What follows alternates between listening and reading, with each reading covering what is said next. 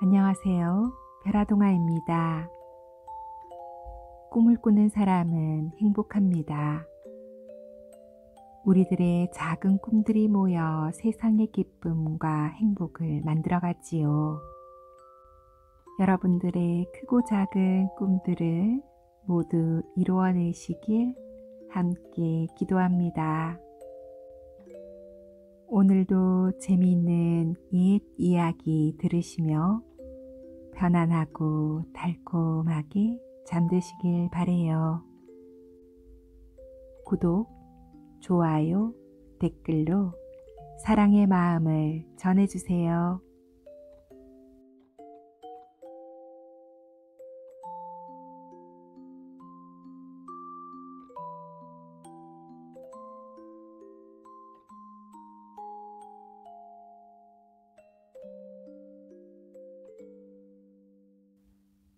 열두띠가 생겨난 이야기.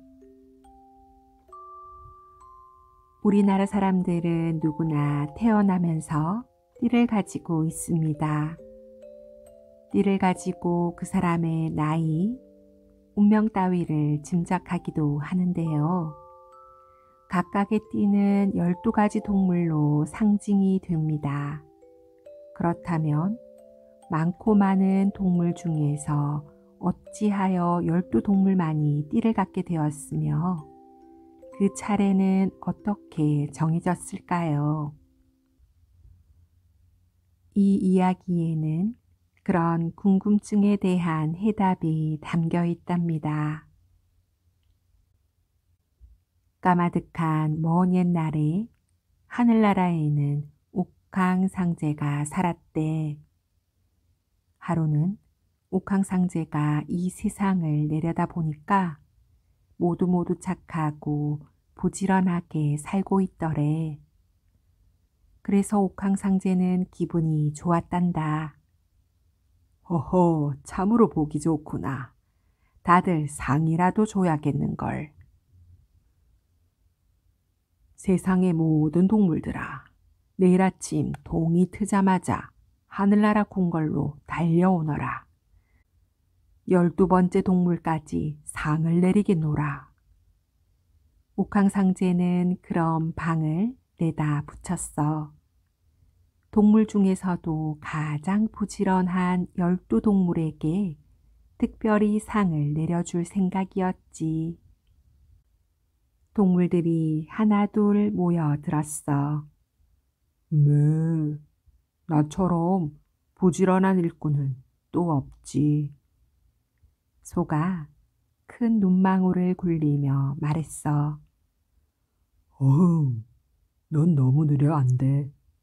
또 나처럼 용감하지도 않잖니.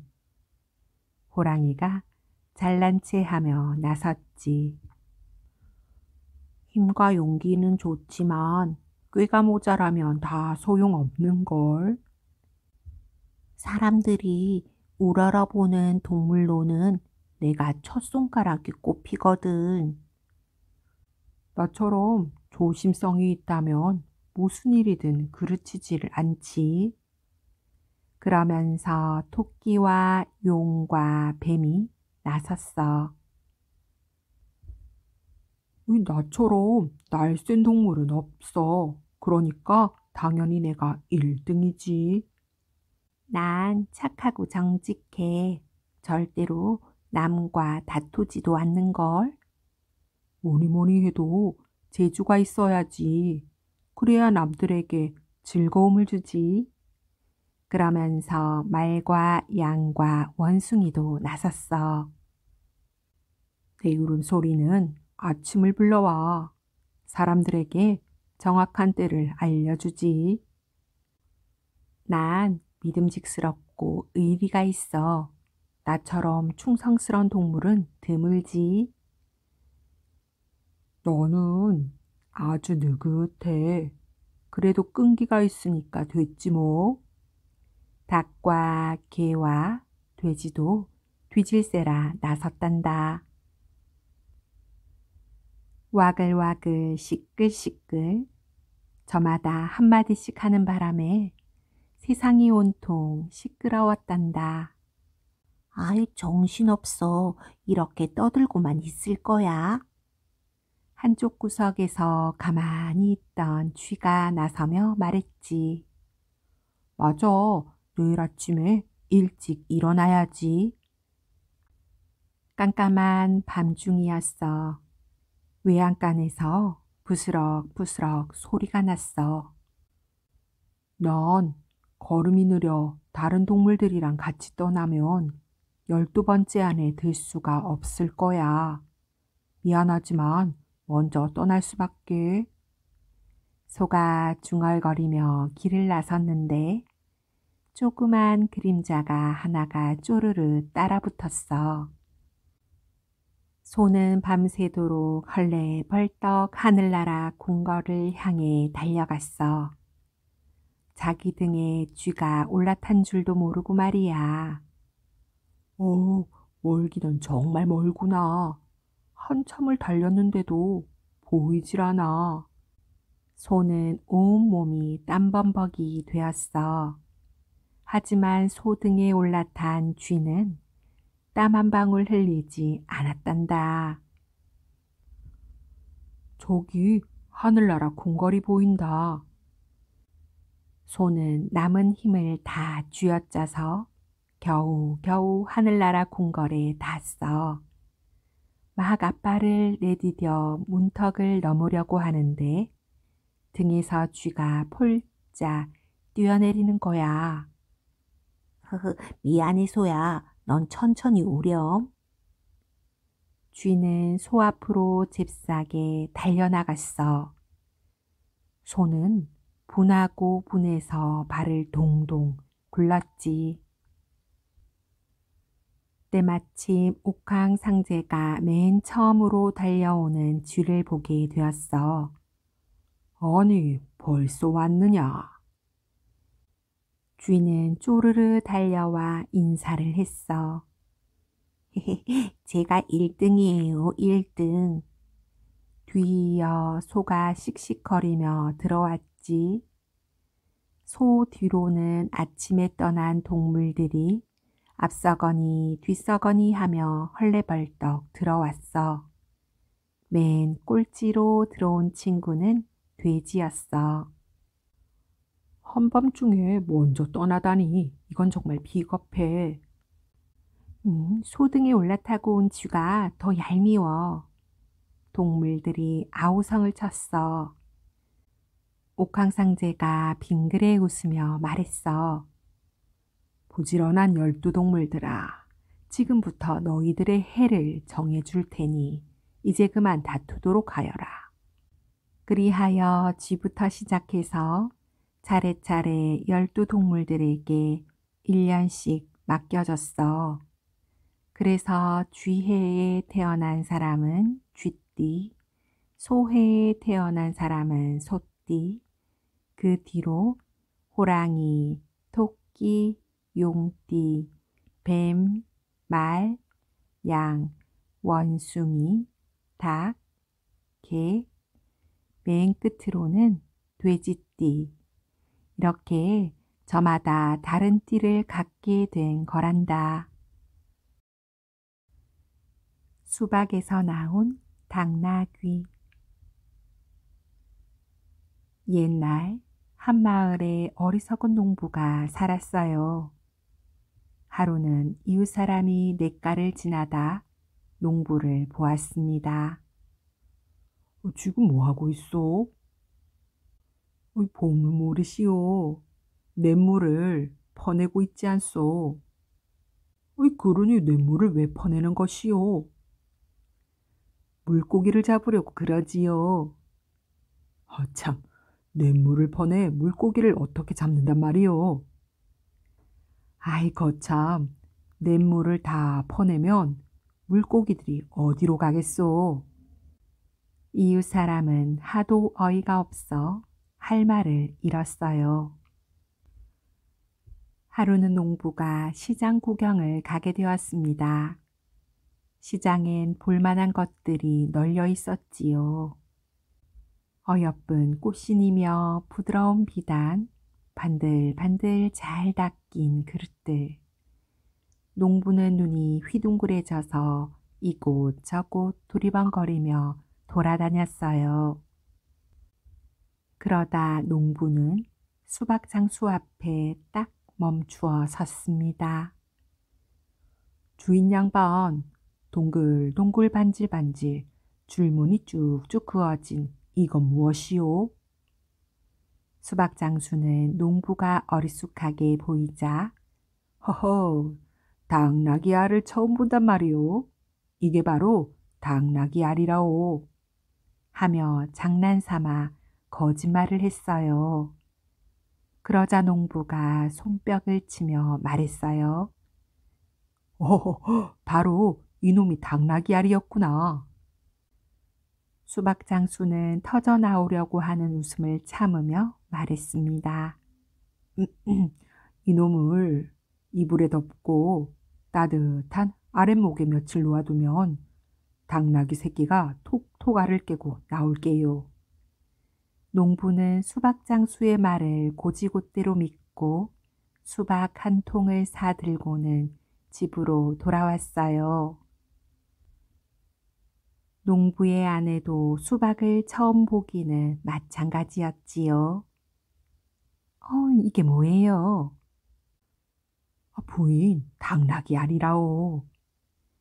농부의 아내는 신기한 듯 수박을 이리저리 살펴보았어요. 참으로 신기하게 생겼구려. 농부와 아내는 수박장수의 말대로 수박을 이불에 싸서 따뜻한 아랫목에 놓아두었어요. 그로부터 며칠이 지난 어느 날이었습니다. 밭을 메고 있던 농부에게 아내가 헐레벌떡 뛰어왔어요. 여보, 당나귀 알이 썩은 모양이에요. 방 안에 썩은 내가 진동을 한다고요. 농부와 아내는 불이 나게 집으로 돌아와 수박을 덮은 이불을 걷어냈습니다. 그러자 썩은 냄새가 코를 찔렀어요. 냄새가 어찌나 고약한지 농부는 코를 집어잡고 엉덩방아를 쿵 찍고 말았어요. 아내도 코를 쥐어잡으며 소리쳤지요. 얼른 당나귀 알을 갖다 버리세요. 화가 난 농부는 수박을 들고 씩씩대며 숲속으로 걸어갔습니다. 그리고는 수박을 덤불 속으로 휙 던져 버렸어요.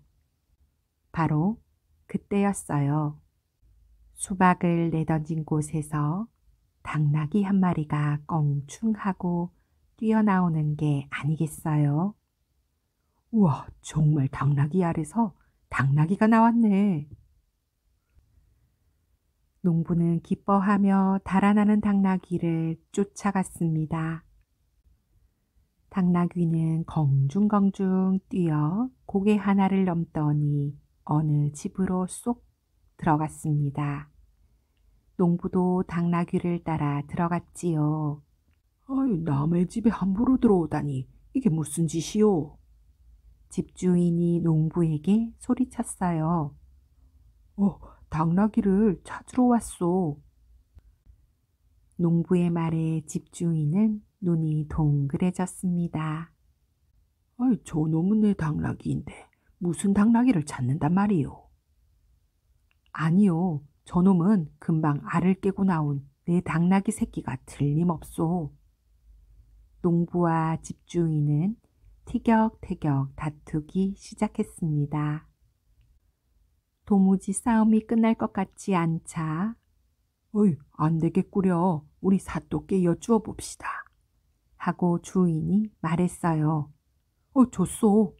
하고 농부도 고개를 끄덕였지요. 농부와 집주인은 사또에게 사정 이야기를 했습니다.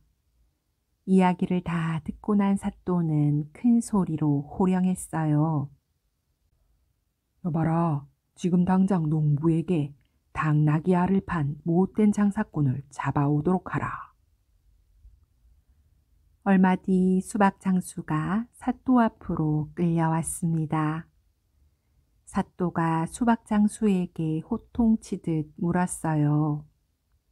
세상에 당나귀 알이 있느냐 없느냐? 수박 장수는 고개를 조아리며 용서를 빌었습니다. 사또, 죽을 죄를 지었습니다. 제가 농부에게 수박을 당나귀 알이라고 속여 팔았사옵니다. 한 번만 용서해 주십시오. 좋다. 이번만은 용서해 주겠다. 그 대신 농부에게 당나귀 한 마리를 사주도록 해라. 알겠느냐? 예, 알겠습니다, 사또. 수박 장수는 농부에게 당나귀 한 마리를 사주고 나서야 풀려났어요. 농부는 당나귀를 끌고 껄껄껄 웃으며 집으로 돌아왔답니다. 이 이야기에 나오는 농부는 천성적으로 착하고 어리석하지만 그렇다고 수박을 당나귀 알과 구별할 수 없는 바보는 아니지요. 단지 그가 수박을 당나귀 알이라고 생각한 것은 당나귀 알도 수박도 본 적이 없기 때문이지요. 이 이야기를 통해 우리는 경험의 중요성을 다시 한번 느끼게 됩니다. 소금 장수와 꼬마 도깨비. 어려웠던 지난 시절을 까맣게 잊고 살아가는 사람을 개구리 올챙이 시절 모른다라고 합니다. 이 이야기에 나오는 소금 장수가 바로 올챙이 시절을 모르는 사람이에요. 가난하고 부지런했던 소금 장수였지만 부자가 되고부터는 어려웠던 지난 날을 잊어버리고 마는데요. 자세한 이야기 함께 들어보아요.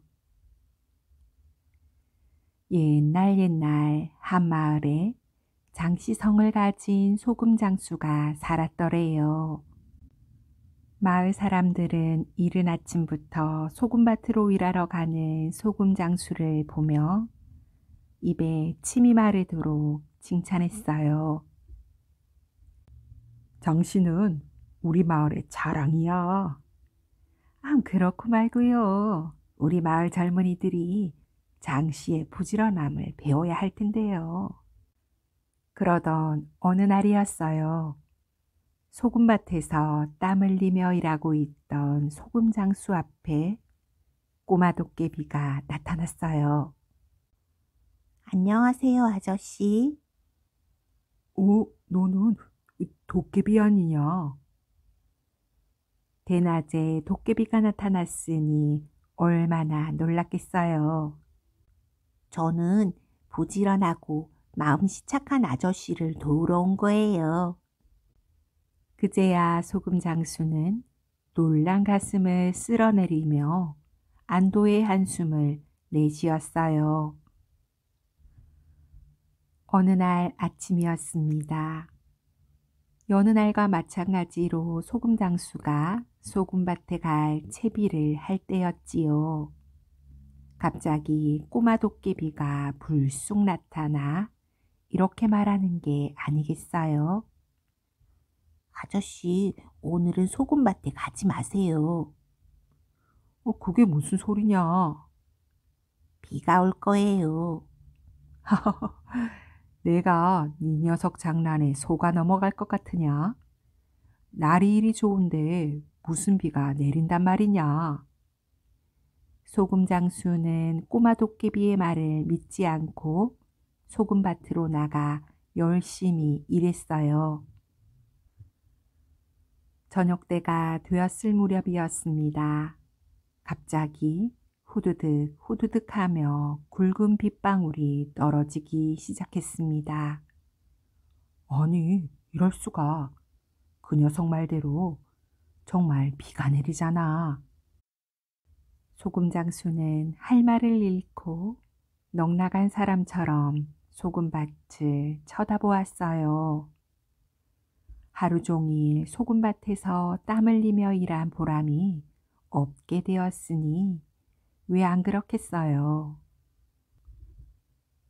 며칠이 지난 어느 날 꼬마 도깨비가 소금장수에게 이렇게 말했어요. 아저씨, 오늘은 소금밭에 가셔서 열심히 일하세요. 그 말을 들은 소금장수가 퉁명스럽게 한마디 했습니다. 이 녀석아, 내 눈에는 지금 비 내리는 게 안 보이느냐? 좀 지나면 날이 갤 거예요. 그러니 걱정 말고 나가세요. 알았다. 속는셈 치고 소금밭에 나가봐야겠다. 소금장수는 주룩주룩 내리는 비를 맞으며 집을 나섰어요. 어이, 장씨, 이래 비가 내리는데 어딜 가는 것인가? 설마 소금밭에 가는 건 아니겠지? 맞습니다. 소금밭에 가는 거예요. 하고 소금장수가 싱긋 웃었어요. 아이고, 소금밭이 물밭일 텐데 나가면 뭘 하나. 소금장수의 뒷모습을 보며 마을 사람들은 안타까워 했습니다. 아이고, 하늘도 무심하시지. 저렇게 열심히 사는 장씨의 마음도 몰라주고 비를 내리시다니. 그러게 말이야. 땀방울과 빗방울이 섞여 내릴 정도로 소금장수가 열심히 일을 하고 있을 때였어요. 갑자기 날이 개기 시작하더니 언제 비가 내렸냐는 듯이 햇볕이 쨍쨍 내리쬐기 시작했습니다. 아저씨, 제 말이 맞죠? 정말 신기하게도 비가 딱 그치는구나.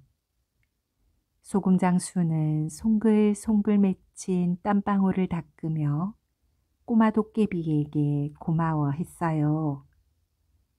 그 후에도 날씨를 미리 알려주는 꼬마 도깨비의 도움으로 소금장수는 남들보다 몇 배나 많은 소금을 거둘 수 있게 되었습니다. 마침내 소금을 내다 팔 때가 되었어요. 아저씨, 뱃사람들이 먹을 석 달치의 양식과 소금 3,000가마를 싣고 삼천포로 가세요. 그곳에서 소금을 팔면 아저씨는 큰 돈을 버실 거예요. 소금장수는 꼬마 도깨비의 말대로 배에 소금과 양식을 싣고 삼천포로 향했어요. 배가 삼천포에 닿자 소금장수는 소금 가마를 쌓아놓은 창고 문을 열어 보았습니다. 이게 웬일이에요?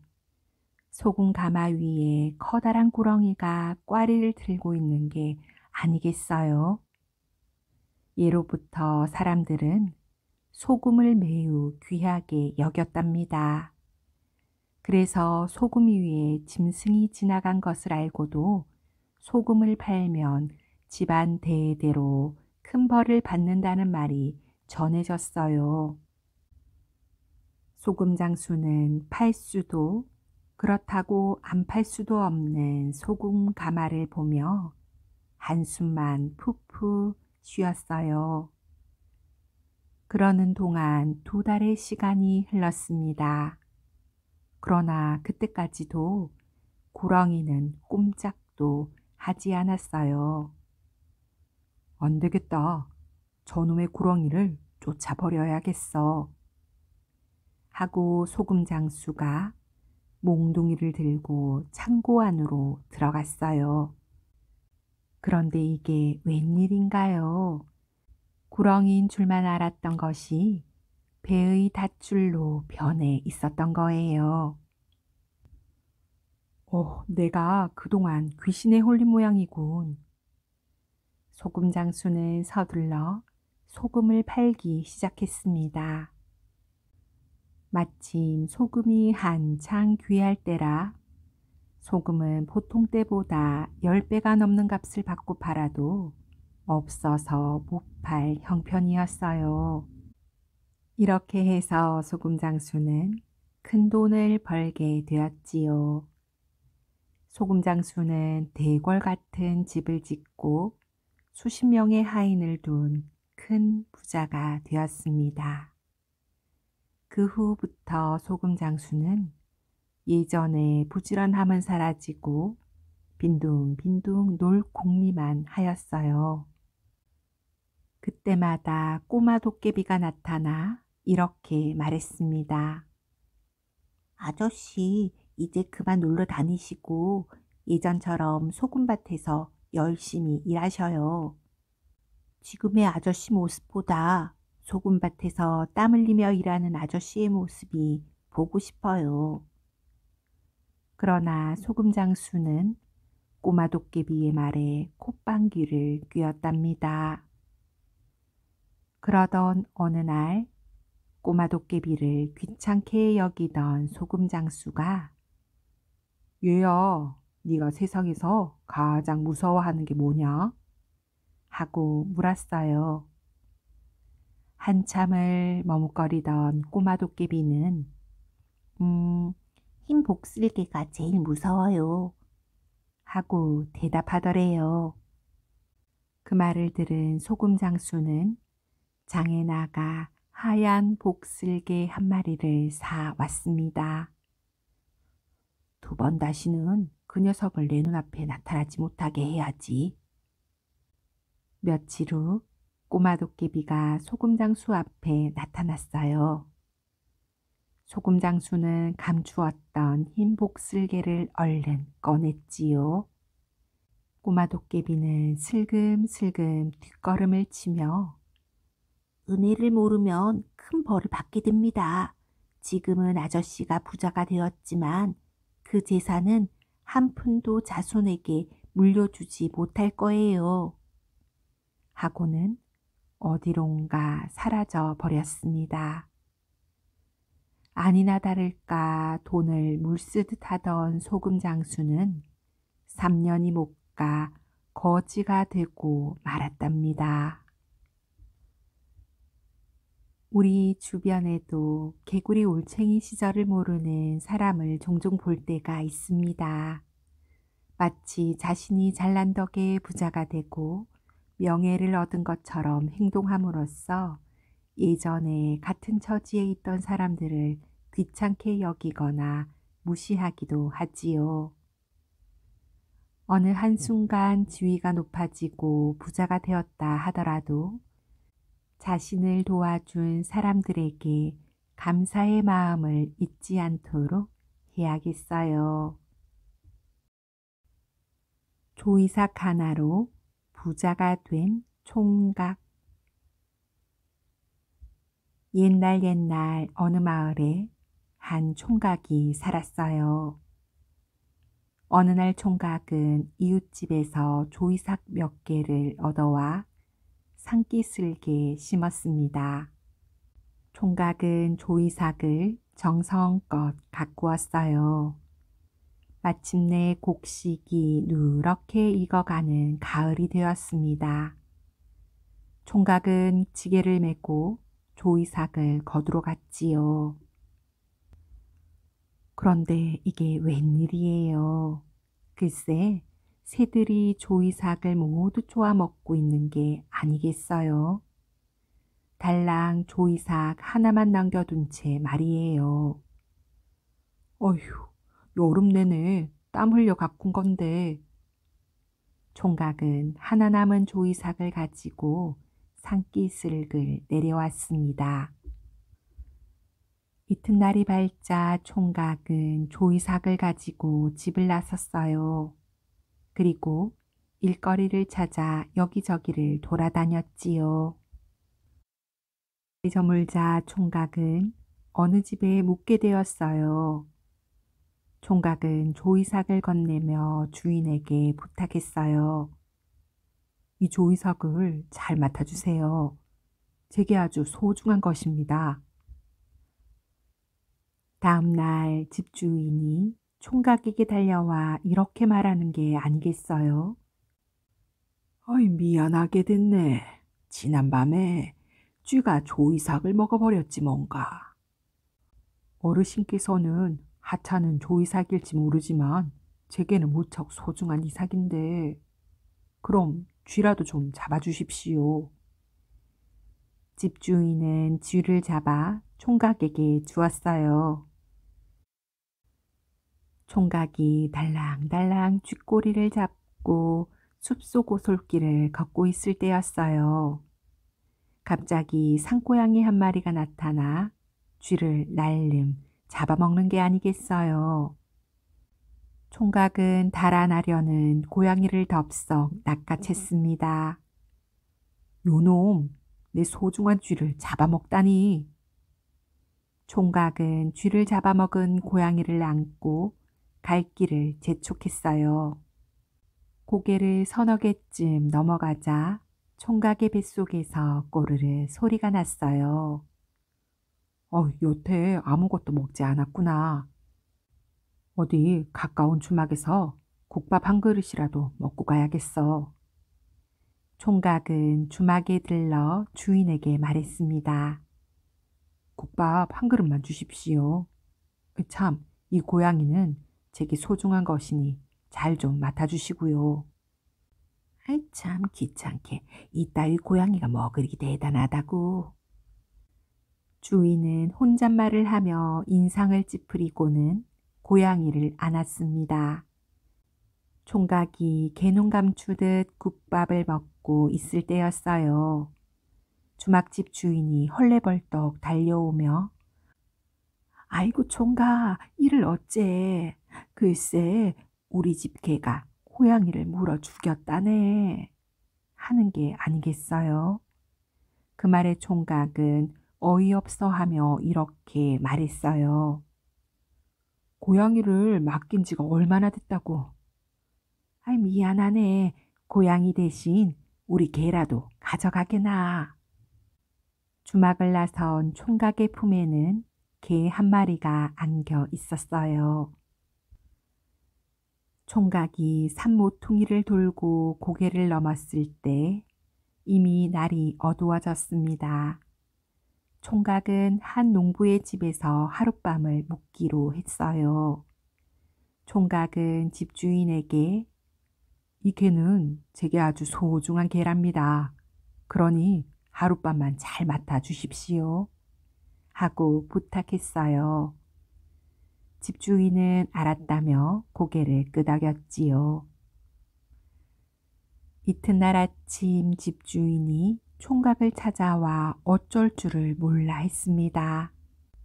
미안해 어쩌나. 지난밤에 우리 소가 자네의 개를 걷어차 죽였지 뭔가. 그래서 하는 말인데 개 대신 소를 가져가는 게 어떻겠나. 소를 준다는 말에 총각은 콧노래를 부르며 소를 끌고 길을 나섰습니다. 어느새 해가 꼴깍 서산으로 숨었어요. 총각은 소를 끌고 한 집에서 또 하룻밤 묵기로 했지요. 이 소는 저에게 전 재산입니다. 그러니 잘 맡아주십시오. 집주인은 고개를 끄덕이며 그렇게 하게나 하고 대답했어요. 다음 날 첫 닭이 울자마자 총각은 집주인을 찾아갔습니다. 그러나 집주인은 꿀먹은 벙어리처럼 아무 말도 못하고 쩔쩔 맬 뿐이었어요. 주인 어른, 얼른 제 소를 주십시오. 그러나 주인은 말이 없었습니다. 갈 길이 바쁘니 어서 빨리 제 소를 주십시오. 미안하게 됐네. 글쎄, 내 아들 녀석이 자네 소를 우리 소로 잘못 알고 팔아버렸지 뭔가. 네? 소를 팔았다고요? 그럼 어느 집에 소를 팔았는지 알려주세요. 총각은 소를 사간 집을 찾아갔어요. 소를 산 집은 마을에서 소문난 부자였지요. 대감마님, 제 소를 돌려주세요. 이를 어쩐담. 그 소는 우리 가족이 벌써 잡아먹었구려. 그럼 가장 많이 먹은 사람이 누굽니까? 그거야 내 딸이 가장 많이 먹었지. 그럼 대감마님의 따님을 제게 주십시오. 총각의 말에 대감은 하도 어이가 없어 웃음이 나왔습니다. 그러나 당당한 총각의 모습이 마음에 들었지요. 이런 놈이라면 내 사이가 되어도 나무랄 데가 없겠어. 대감은 총각을 사위 삼기로 했답니다. 내 딸을 자네에게 내줄 수는 없네. 그러나 자네가 우리 집에 들어와 내 딸과 함께 산다면 말리지는 않겠네. 총각은 흔쾌히 대감의 말을 따르기로 했습니다. 그 후로 총각은 예쁜 아내와 행복하게 오래오래 살았답니다. 도깨비 삼형제가 쌓은 제방. 옛날 옛날 한옛날 경상도 한 마을에 가난한 아주머니가 살았대요. 아주머니의 지산이라고는 개울가에 있는 작은 논 하나뿐이었어요. 그런데 아주머니께서는 걱정거리가 있었습니다. 손바닥만한 논이었지만 개울가에 있는 탓에 어느 해에는 홍수가 나서 또 어느 해에는 너무 가물어서 농사를 망치는 거예요. 아주머니의 소원은 개울가에 바닷물의 침입을 막기 위해 제방을 쌓는 일이었어요. 그러나 아주머니 혼자 힘으로는 어림없는 일이었지요. 그러던 어느 해 봄이었어요. 그날도 아주머니는 지난해 홍수로 엉망이 된 논을 손질하고 있었어요. 막힌 물길을 뚫기도 하고 물길에 쓸려 내려온 자갈을 고르기도 하고 아이고 울롱산은 또 어떻게 지어야지? 도깨비가 재주 부리지 않는 다음에야 이 논에서 농사 짓기는 어려울 거야. 하고 아주머니는 한숨을 내쉬었어요. 그런데 그 소리를 개울에서 물고기를 잡던 도깨비들이 들었어요. 도깨비들이야 훤한 낮에도 요술을 부려 아무데나 갈 수 있고 볼 수 있지만 아주머니는 그런 도깨비를 볼 수 없었지요. 아우들아, 지금 저 아주머니께서 뭐라고 하셨느냐? 큰형 도깨비가 동생 도깨비들에게 물었어요. 둘째 도깨비가 그물로 물고기를 잡아 올리며 말했어요. 우리들의 재주를 아는 아주머니 같아요. 맞아요, 형님들. 이럴 게 아니라 오늘 밤에 아주머니를 위해 개울가에 제방을 쌓아주도록 해요. 우리 도깨비들의 재주를 아주머니에게 보여주자고요. 막내 도깨비의 말에 형 도깨비들은 껄껄껄 웃으며 그러자고 했지요. 그날 밤 도깨비 삼형제는 눈 깜짝할 사이에 제방을 쌓았습니다. 크지도 그렇다고 작지도 않은 돌멩이를 주워다가 이쪽 저쪽 이를 맞추어 가며 아주 튼튼한 제방을 쌓았어요. 다음 날 아침 아주머니는 너무 놀라 입이 쩍 벌어졌습니다. 아이고 세상에나, 이 어찌된 일이야. 바라고 바랬던 제 방이 하룻밤 만에 만들어졌으니 놀라는 게 당연했지요. 아주머니는 고마운 마음에 도깨비를 위해 잔치를 벌이기로 했답니다.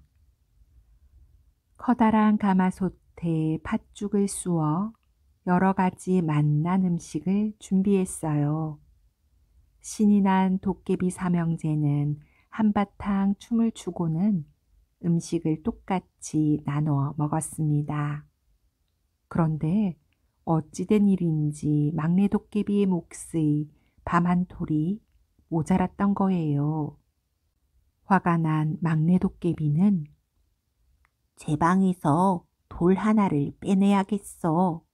하고는 제 방에서 꼭 밤톨만한 크기의 돌을 쏙 빼내었어요.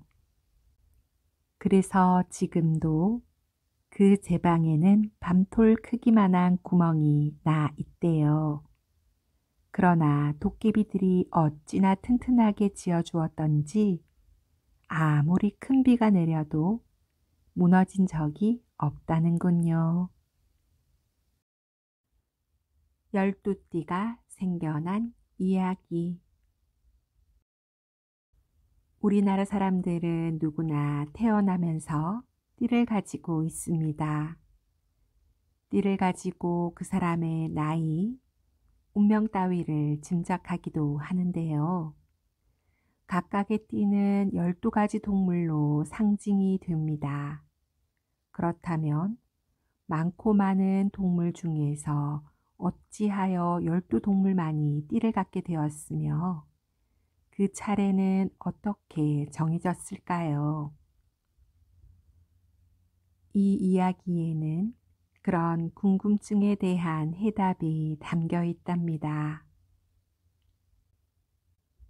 까마득한 먼 옛날에 하늘나라에는 옥황상제가 살았대. 하루는 옥황상제가 이 세상을 내려다 보니까 모두 착하고 부지런하게 살고 있더래. 그래서 옥황상제는 기분이 좋았단다. 허허, 참으로 보기 좋구나. 다들 상이라도 줘야겠는걸. 세상의 모든 동물들아, 내일 아침 동이 트자마자 하늘나라 궁궐로 달려오너라. 12번째 동물까지 상을 내리겠노라. 옥황상제는 그럼 방을 내다 붙였어. 동물 중에서도 가장 부지런한 12동물에게 특별히 상을 내려줄 생각이었지. 동물들이 하나둘 모여들었어. 나처럼 부지런한 일꾼은 또 없지. 소가 큰 눈망울을 굴리며 말했어. 어흥, 넌 너무 느려 안 돼. 또 나처럼 용감하지도 않잖니. 호랑이가 잘난 체 하며 나섰지. 힘과 용기는 좋지만 꾀가 모자라면 다 소용없는걸. 사람들이 우러러보는 동물로는 내가 첫 손가락에 꼽히거든. 나처럼 조심성이 있다면 무슨 일이든 그르치지를 않지. 그러면서 토끼와 용과 뱀이 나섰어.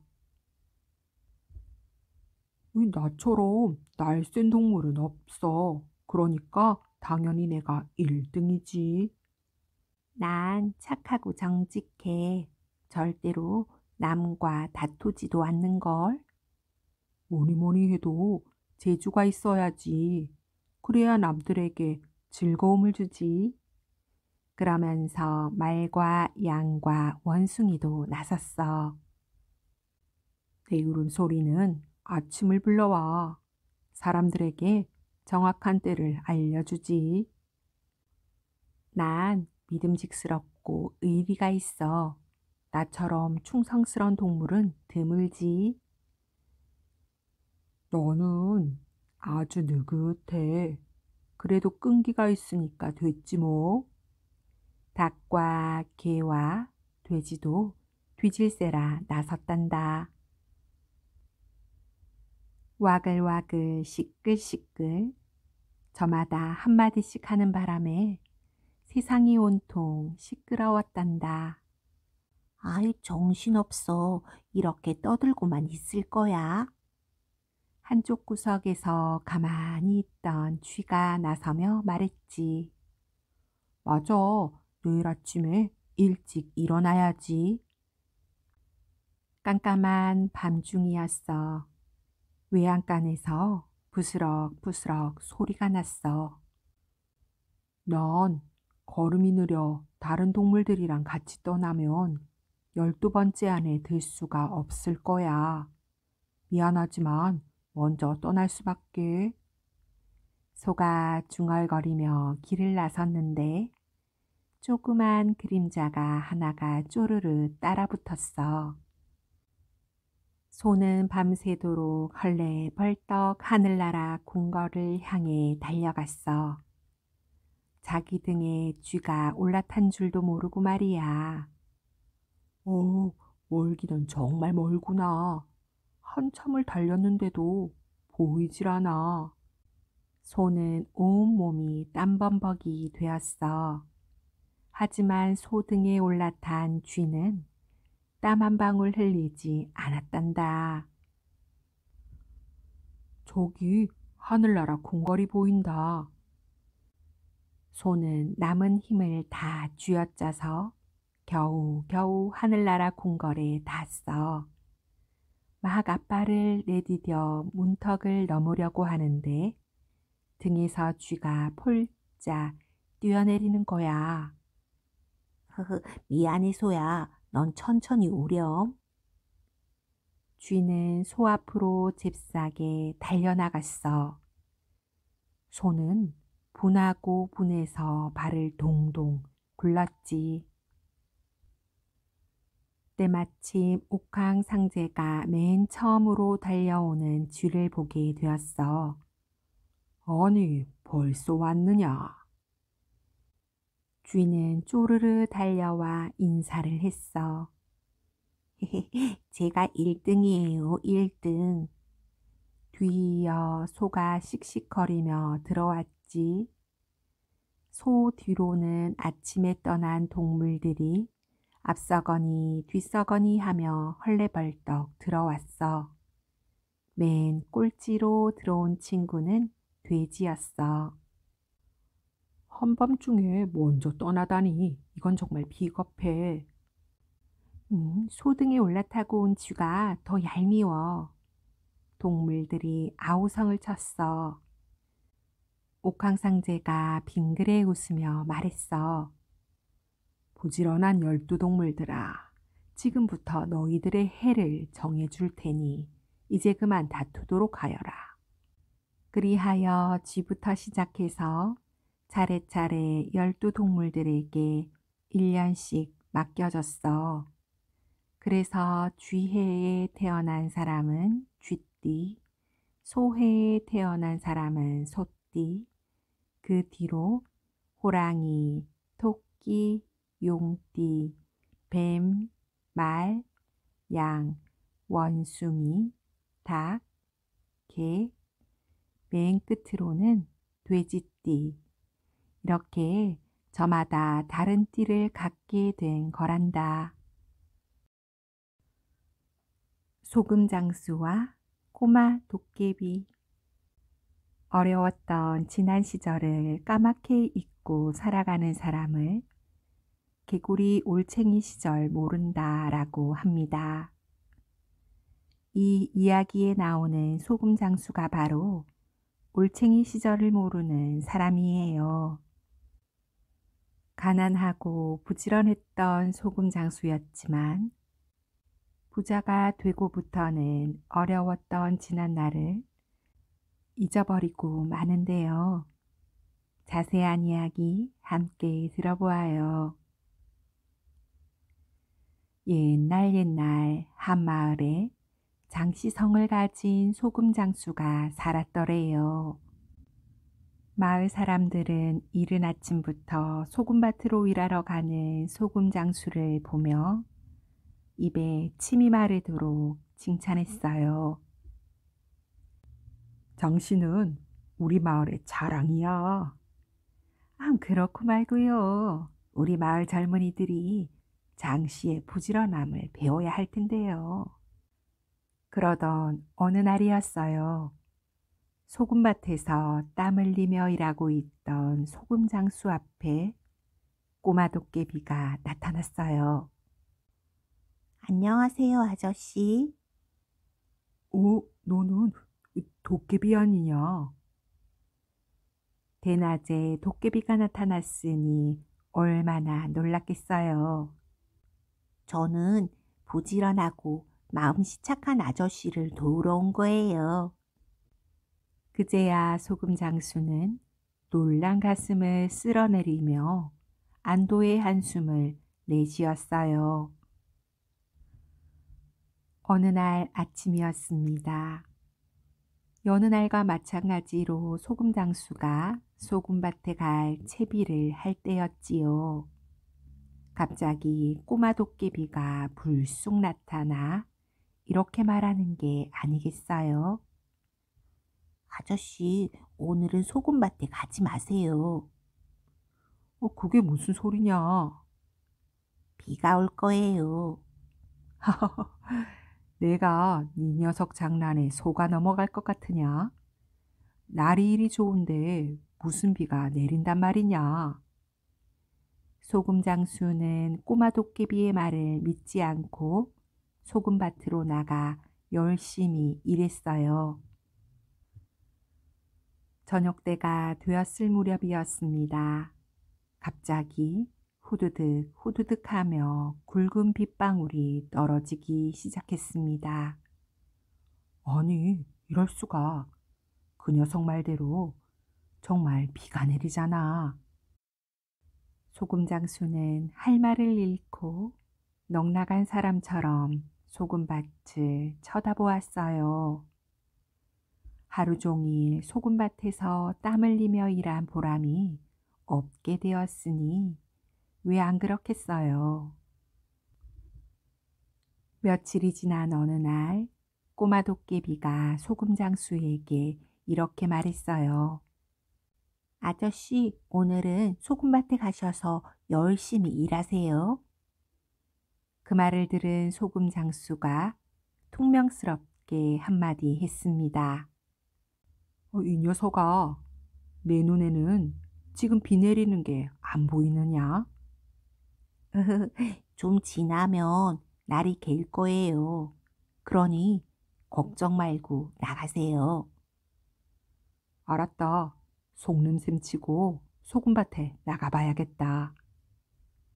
소금 장수는 주룩주룩 내리는 비를 맞으며 집을 나섰어요. 어이, 장씨, 이래 비가 내리는데 어딜 가는 것인가? 설마 소금밭에 가는 건 아니겠지? 맞습니다. 소금밭에 가는 거예요. 하고 소금 장수가 싱긋 웃었어요. 아이고, 소금밭이 물밭일 텐데 나가면 뭘 하나. 소금 장수의 뒷모습을 보며 마을 사람들은 안타까워 했습니다. 아이고, 하늘도 무심하시지.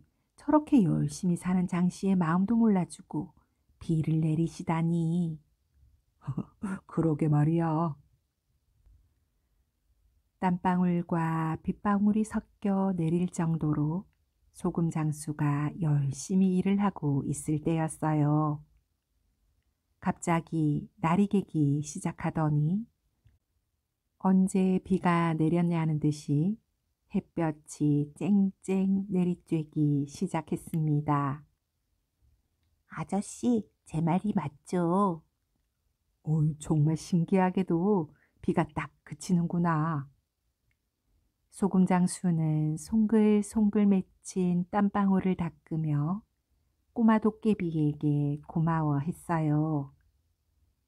그 후에도 날씨를 미리 알려주는 꼬마 도깨비의 도움으로 소금 장수는 남들보다 몇 배나 많은 소금을 거둘 수 있게 되었습니다.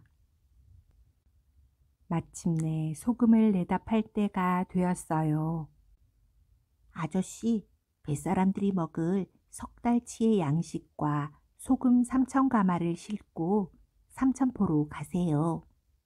그곳에서 소금을 팔면 아저씨는 큰 돈을 버실 거예요. 소금 장수는 꼬마 도깨비의 말대로 배에 소금과 양식을 싣고 삼천포로 향했어요. 배가 삼천포에 닿자 소금 장수는 소금 가마를 쌓아놓은 창고 문을 열어 보았습니다. 이게 웬일이에요? 소금 가마 위에 커다란 구렁이가 꽈리를 들고 있는 게 아니겠어요? 예로부터 사람들은 소금을 매우 귀하게 여겼답니다. 그래서 소금 위에 짐승이 지나간 것을 알고도 소금을 팔면 집안 대대로 큰 벌을 받는다는 말이 전해졌어요. 소금 장수는 팔 수도 그렇다고 안 팔 수도 없는 소금 가마를 보며 한숨만 푹푹 쉬었어요. 그러는 동안 2달의 시간이 흘렀습니다. 그러나 그때까지도 구렁이는 꼼짝도 하지 않았어요. 안 되겠다. 저놈의 구렁이를 쫓아버려야겠어. 하고 소금 장수가 몽둥이를 들고 창고 안으로 들어갔어요. 그런데 이게 웬일인가요? 구렁이인 줄만 알았던 것이 배의 닷줄로 변해 있었던 거예요. 내가 그동안 귀신에 홀린 모양이군. 소금 장수는 서둘러 소금을 팔기 시작했습니다. 마침 소금이 한창 귀할 때라 소금은 보통 때보다 10배가 넘는 값을 받고 팔아도 없어서 못 팔 형편이었어요. 이렇게 해서 소금 장수는 큰 돈을 벌게 되었지요. 소금 장수는 대궐 같은 집을 짓고 수십 명의 하인을 둔 큰 부자가 되었습니다. 그 후부터 소금 장수는 예전의 부지런함은 사라지고 빈둥빈둥 놀 궁리만 하였어요. 그때마다 꼬마 도깨비가 나타나 이렇게 말했습니다. 아저씨, 이제 그만 놀러 다니시고 예전처럼 소금밭에서 열심히 일하셔요. 지금의 아저씨 모습보다 소금밭에서 땀 흘리며 일하는 아저씨의 모습이 보고 싶어요. 그러나 소금 장수는 꼬마 도깨비의 말에 콧방귀를 뀌었답니다. 그러던 어느 날 꼬마 도깨비를 귀찮게 여기던 소금 장수가 얘야, 네가 세상에서 가장 무서워하는 게 뭐냐? 하고 물었어요. 한참을 머뭇거리던 꼬마 도깨비는 흰 복슬개가 제일 무서워요. 하고 대답하더래요.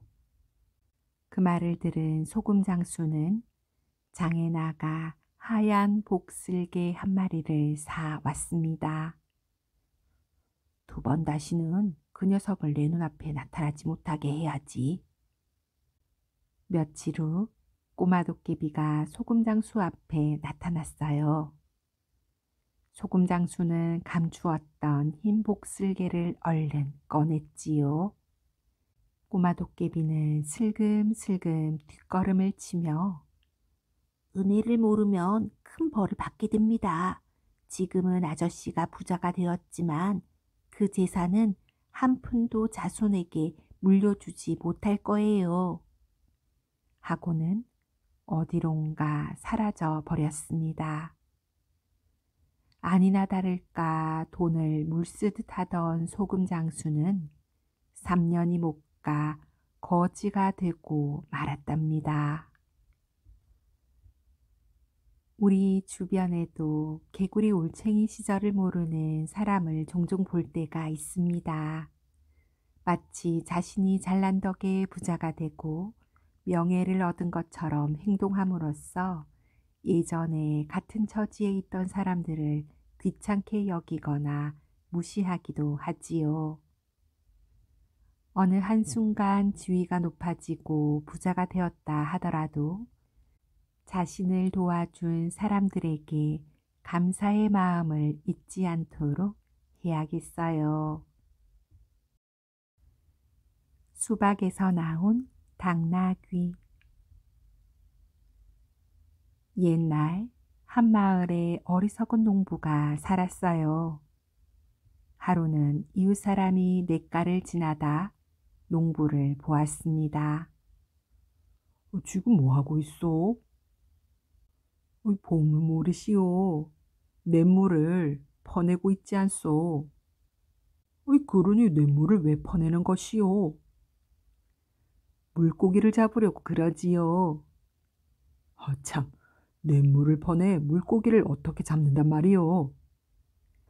아이 거참, 냇물을 다 퍼내면 물고기들이 어디로 가겠소? 이웃 사람은 하도 어이가 없어 할 말을 잃었어요. 하루는 농부가 시장 구경을 가게 되었습니다. 시장엔 볼만한 것들이 널려 있었지요.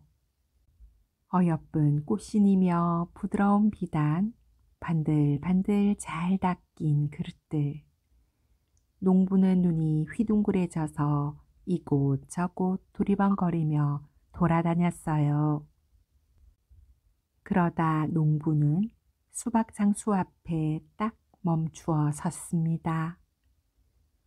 주인 양반, 동글동글 반질반질 줄무늬 쭉쭉 그어진 이건 무엇이오? 수박장수는 농부가 어리숙하게 보이자 허허, 당나귀 알을 처음 본단 말이오. 이게 바로 당나귀 알이라오.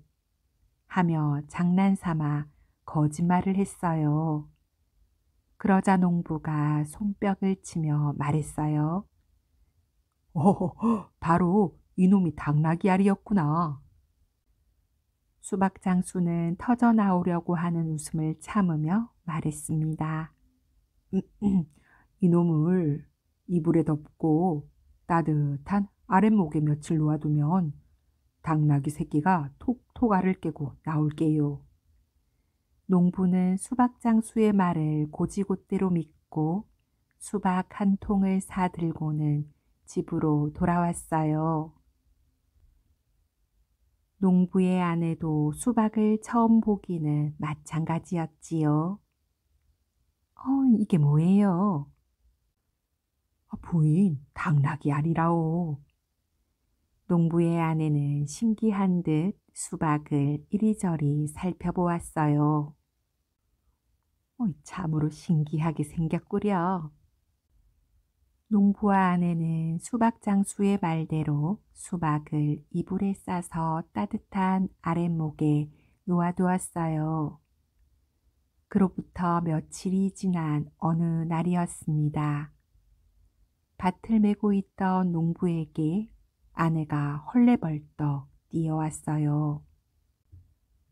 여보, 당나귀 알이 썩은 모양이에요. 방 안에 썩은 내가 진동을 한다고요. 농부와 아내는 불이 나게 집으로 돌아와 수박을 덮은 이불을 걷어냈습니다. 그러자 썩은 냄새가 코를 찔렀어요. 냄새가 어찌나 고약한지 농부는 코를 집어잡고 엉덩방아를 쿵 찍고 말았어요. 아내도 코를 쥐어잡으며 소리쳤지요. 얼른 당나귀 알을 갖다 버리세요. 화가 난 농부는 수박을 들고 씩씩대며 숲속으로 걸어갔습니다. 그리고는 수박을 덤불 속으로 휙 던져 버렸어요. 바로 그때였어요. 수박을 내던진 곳에서 당나귀 한 마리가 껑충하고 뛰어나오는 게 아니겠어요? 우와, 정말 당나귀 알에서 당나귀가 나왔네. 농부는 기뻐하며 달아나는 당나귀를 쫓아갔습니다. 당나귀는 공중공중 뛰어 고개 하나를 넘더니 어느 집으로 쏙 들어갔습니다. 농부도 당나귀를 따라 들어갔지요. 아이, 남의 집에 함부로 들어오다니 이게 무슨 짓이오? 집주인이 농부에게 소리쳤어요. 어, 당나귀를 찾으러 왔소. 농부의 말에 집주인은 눈이 동그래졌습니다. 아이, 저놈은 내 당나귀인데 무슨 당나귀를 찾는단 말이오? 아니요, 저놈은 금방 알을 깨고 나온 내 당나귀 새끼가 틀림없소. 농부와 집주인은 티격태격 다투기 시작했습니다. 도무지 싸움이 끝날 것 같지 않자 어이, 안 되겠구려. 우리 사또께 여쭈어 봅시다. 하고 주인이 말했어요. 좋소. 하고 농부도 고개를 끄덕였지요. 농부와 집주인은 사또에게 사정 이야기를 했습니다. 이야기를 다 듣고 난 사또는 큰 소리로 호령했어요. 여봐라, 지금 당장 농부에게 당나귀 알을 판 못된 장사꾼을 잡아오도록 하라. 얼마 뒤 수박 장수가 사또 앞으로 끌려왔습니다. 사또가 수박 장수에게 호통치듯 물었어요. 세상에 당나귀 알이 있느냐 없느냐? 수박 장수는 고개를 조아리며 용서를 빌었습니다. 사또, 죽을 죄를 지었습니다. 제가 농부에게 수박을 당나귀 알이라고 속여 팔았사옵니다. 한 번만 용서해 주십시오. 좋다. 이번만은 용서해 주겠다. 그 대신 농부에게 당나귀 한 마리를 사주도록 해라. 알겠느냐? 예, 알겠습니다, 사또. 수박 장수는 농부에게 당나귀 한 마리를 사주고 나서야 풀려났어요. 농부는 당나귀를 끌고 껄껄껄 웃으며 집으로 돌아왔답니다. 이 이야기에 나오는 농부는 천성적으로 착하고 어리석하지만 그렇다고 수박을 당나귀 알과 구별할 수 없는 바보는 아니지요. 단지 그가 수박을 당나귀 알이라고 생각한 것은 당나귀 알도 수박도 본 적이 없기 때문이지요. 이 이야기를 통해 우리는 경험의 중요성을 다시 한번 느끼게 됩니다. 조이삭 하나로 부자가 된 총각. 옛날 어느 마을에 한 총각이 살았어요. 어느 날 총각은 이웃집에서 조이삭 몇 개를 얻어와 산기슭에 심었습니다. 총각은 조이삭을 정성껏 가꾸었어요. 마침내 곡식이 누렇게 익어가는 가을이 되었습니다. 총각은 지게를 메고 조이삭을 거두러 갔지요. 그런데 이게 웬일이에요. 글쎄, 새들이 조이삭을 모두 쪼아 먹고 있는 게 아니겠어요? 달랑 조이삭 하나만 남겨둔 채 말이에요. 어휴, 여름 내내 땀 흘려 가꾼 건데. 총각은 하나 남은 조이삭을 가지고 산기슭을 내려왔습니다. 이튿날이 밝자 총각은 조이삭을 가지고 집을 나섰어요. 그리고 일거리를 찾아 여기저기를 돌아다녔지요. 저물자 총각은 어느 집에 묵게 되었어요. 총각은 조이삭을 건네며 주인에게 부탁했어요. 이 조이삭을 잘 맡아주세요. 제게 아주 소중한 것입니다. 다음 날 집주인이 총각에게 달려와 이렇게 말하는 게 아니겠어요? 아이, 미안하게 됐네. 지난밤에 쥐가 조이삭을 먹어버렸지 뭔가. 어르신께서는 하찮은 조이삭일지 모르지만 제게는 무척 소중한 이삭인데 그럼 쥐라도 좀 잡아주십시오. 집주인은 쥐를 잡아 총각에게 주었어요. 총각이 달랑달랑 쥐꼬리를 잡고 숲속 오솔길을 걷고 있을 때였어요. 갑자기 산고양이 한 마리가 나타나 쥐를 날름 잡아먹는 게 아니겠어요. 총각은 달아나려는 고양이를 덥석 낚아챘습니다. 요놈, 내 소중한 쥐를 잡아먹다니. 총각은 쥐를 잡아먹은 고양이를 안고 갈 길을 재촉했어요. 고개를 서너 개쯤 넘어가자 총각의 뱃속에서 꼬르르 소리가 났어요. 여태 아무것도 먹지 않았구나. 어디 가까운 주막에서 국밥 한 그릇이라도 먹고 가야겠어. 총각은 주막에 들러 주인에게 말했습니다. 국밥 한 그릇만 주십시오. 참, 이 고양이는 제게 소중한 것이니 잘 좀 맡아주시고요. 아이 참 귀찮게 이따위 고양이가 먹으리 대단하다고. 주인은 혼잣말을 하며 인상을 찌푸리고는 고양이를 안았습니다.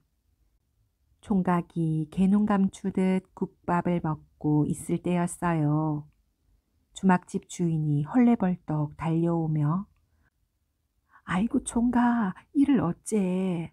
글쎄 우리 집 개가 고양이를 물어 죽였다네 하는 게 아니겠어요.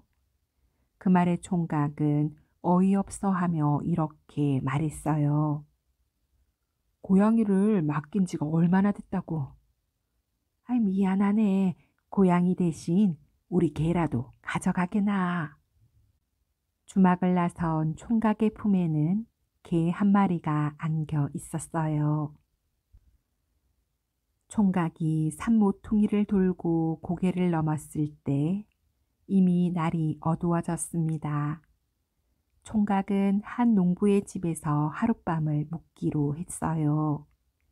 총각은 집주인에게 이 개는 제게 아주 소중한 개랍니다. 그러니 하룻밤만 잘 맡아 주십시오. 하고 부탁했어요. 집주인은 알았다며 고개를 끄덕였지요. 이튿날 아침 집주인이 총각을 찾아와 어쩔 줄을 몰라 했습니다. 미안해 어쩌나. 지난밤에 우리 소가 자네의 개를 걷어차 죽였지 뭔가. 그래서 하는 말인데 개 대신 소를 가져가는 게 어떻겠나. 소를 준다는 말에 총각은 콧노래를 부르며 소를 끌고 길을 나섰습니다. 어느새 해가 꼴깍 서산으로 숨었어요. 총각은 소를 끌고 한 집에서 또 하룻밤 묵기로 했지요. 이 소는 저에게 전 재산입니다. 그러니 잘 맡아주십시오.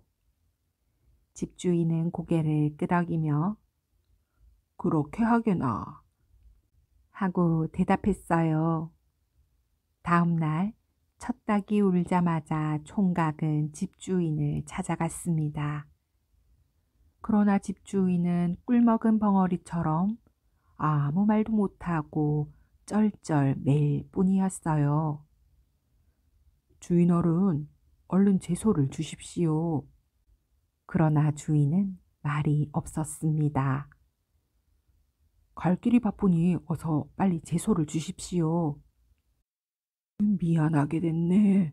글쎄, 내 아들 녀석이 자네 소를 우리 소로 잘못 알고 팔아버렸지 뭔가. 네? 소를 팔았다고요? 그럼 어느 집에 소를 팔았는지 알려주세요. 총각은 소를 사간 집을 찾아갔어요.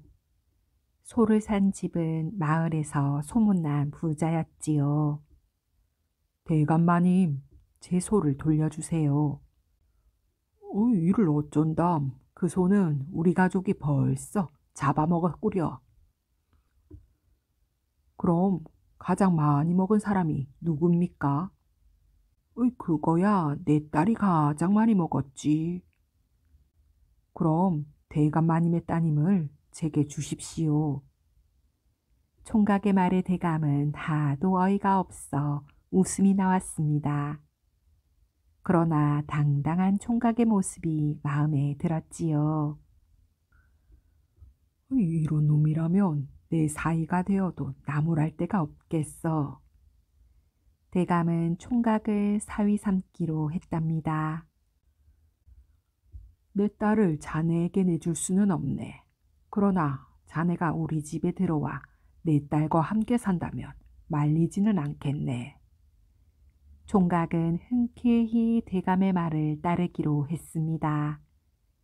그 후로 총각은 예쁜 아내와 행복하게 오래오래 살았답니다. 도깨비 삼형제가 쌓은 제방. 옛날 옛날 한옛날 경상도 한 마을에 가난한 아주머니가 살았대요. 아주머니의 지산이라고는 개울가에 있는 작은 논 하나뿐이었어요. 그런데 아주머니께서는 걱정거리가 있었습니다. 손바닥만한 논이었지만 개울가에 있는 탓에 어느 해에는 홍수가 나서 또 어느 해에는 너무 가물어서 농사를 망치는 거예요. 아주머니의 소원은 개울가에 바닷물의 침입을 막기 위해 제방을 쌓는 일이었어요. 그러나 아주머니 혼자 힘으로는 어림없는 일이었지요. 그러던 어느 해 봄이었어요. 그날도 아주머니는 지난해 홍수로 엉망이 된 논을 손질하고 있었어요. 막힌 물길을 뚫기도 하고 물길에 쓸려 내려온 자갈을 고르기도 하고 아이고, 울릉산은 또 어떻게 지어야지? 도깨비가 재주 부리지 않는 다음에야 이 논에서 농사 짓기는 어려울 거야. 하고 아주머니는 한숨을 내쉬었어요. 그런데 그 소리를 개울에서 물고기를 잡던 도깨비들이 들었어요. 도깨비들이야 훤한 낮에도 요술을 부려 아무데나 갈 수 있고 볼 수 있지만 아주머니는 그런 도깨비를 볼 수 없었지요. 아우들아, 지금 저 아주머니께서 뭐라고 하셨느냐? 큰형 도깨비가 동생 도깨비들에게 물었어요. 둘째 도깨비가 그물로 물고기를 잡아 올리며 말했어요. 우리들의 재주를 아는 아주머니 같아요. 맞아요, 형님들. 이럴 게 아니라 오늘 밤에 아주머니를 위해 개울가에 제방을 쌓아주도록 해요. 우리 도깨비들의 재주를 아주머니에게 보여주자고요. 막내 도깨비의 말에 형 도깨비들은 껄껄껄 웃으며 그러자고 했지요. 그날 밤 도깨비 삼형제는 눈 깜짝할 사이에 제방을 쌓았습니다. 크지도 그렇다고 작지도 않은 돌멩이를 주워다가 이쪽 저쪽 이를 맞추어 가며 아주 튼튼한 제방을 쌓았어요. 다음 날 아침 아주머니는 너무 놀라 입이 쩍 벌어졌습니다. 아이고 세상에나, 이 어찌된 일이야. 바라고 바랬던 제방이 하룻밤 만에 만들어졌으니 놀라는 게 당연했지요. 아주머니는 고마운 마음에 도깨비를 위해 잔치를 벌이기로 했답니다. 커다란 가마솥에 팥죽을 쑤어 여러 가지 맛난 음식을 준비했어요. 신이 난 도깨비 삼형제는 한바탕 춤을 추고는 음식을 똑같이 나누어 먹었습니다. 그런데 어찌된 일인지 막내 도깨비의 몫의 밤 한 톨이 모자랐던 거예요. 화가 난 막내 도깨비는 제 방에서 돌 하나를 빼내야겠어 하고는 제 방에서 꼭 밤톨만한 크기의 돌을 쏙 빼내었어요. 그래서 지금도 그 제 방에는 밤톨 크기만한 구멍이 나 있대요. 그러나 도깨비들이 어찌나 튼튼하게 지어주었던지 아무리 큰 비가 내려도 무너진 적이 없다는군요.